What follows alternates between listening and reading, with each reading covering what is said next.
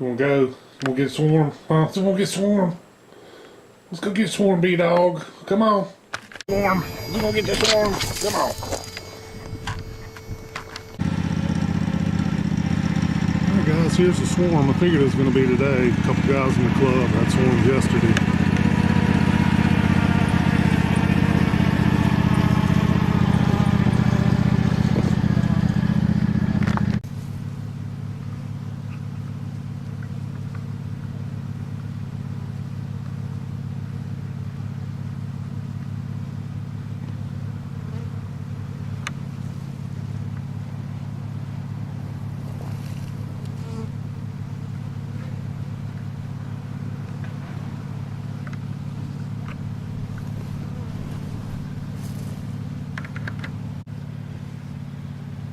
Guys, we had a great meeting last night at the Bee Club.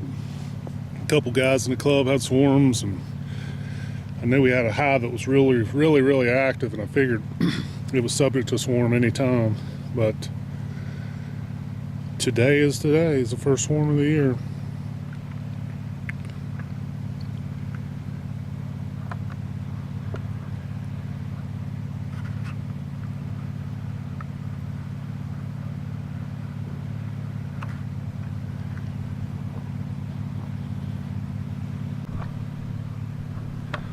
Alright folks, if you see this in your backyard, please do not touch the sprays, the poisons, any of that nonsense. This is just a colony of bees trying to find them a new home. They've outgrown their existing home, and it's time for them to find somewhere else to live. This is all they're doing. They're just taking a break right here. They're looking for their new place to set up shop. Please don't spray them. Our bees are having a tough enough time as it is, and they're not going to hurt you. I'm suited up just for safety, but they're not going to bother me. I could walk right up to them and sit down and have a powwow. And more than likely, I'd be okay. I wouldn't suggest anyone do it, but this is usually their most docile state that they're ever in right here. And most of your honeybees, not all, there are some wicked bees, but most of them are fairly docile. And when they're in this state, they're not going to bother you, so just stay away from them. Call a local expert. They'll be glad to come out and get them from you. But anyway, please leave the poisons alone. They're killing the whole earth, and we just got to relax with that nonsense.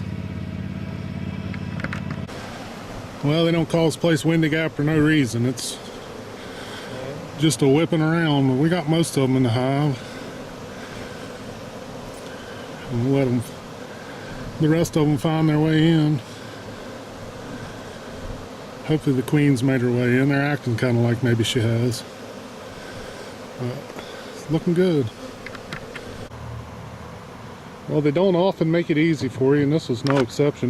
Could have been a lot worse. It could have been 50 foot under air in a big pine tree or something, but they were right at the base of that peach tree. I think we've about got most of them.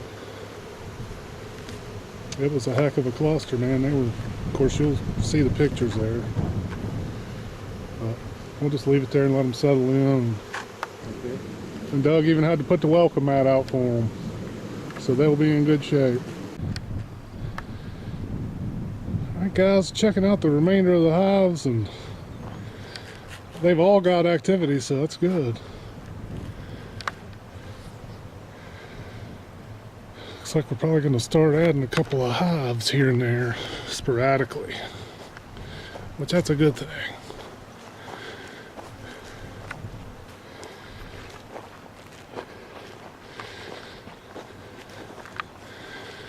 Guys, if in your apiary, if you don't have some medium height trees out in front of your hives, I feel you're doing yourself a little bit of a disservice. Because I mean, if you see here, we're 25 feet from the colonies. Actually, the first row of trees is within 8 feet, but it's just a small orchard here, and he has been really successful with catching, all the swarms fairly quickly. Like today, for instance. Of course, this is his residence, so That makes it nice. If you got a if your bee yard's not on site, it makes it a whole lot harder to see things like this if you're not there regularly. But he's usually out here working in the garden all the time, so he spots them really quickly normally. This one was tough to see because they were all along the trunk. And I was coming up the drive, I was like, oh, something looks a little odd there. And sure enough, it's a whopper swarm. But it's like they are settling in fairly well to their new accommodations.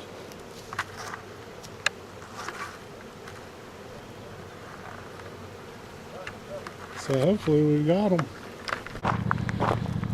Did you get your swarm, B-Dog? Huh? Did you get your swarm? Oh, did you get your swarm? Yeah, you got them. You got them, didn't you? Did you get them? Huh? You napping in the shade? Huh? You napping? Yes. You napping. Well, good job, doggy. Good job, doggy. Good job. Good job, yes.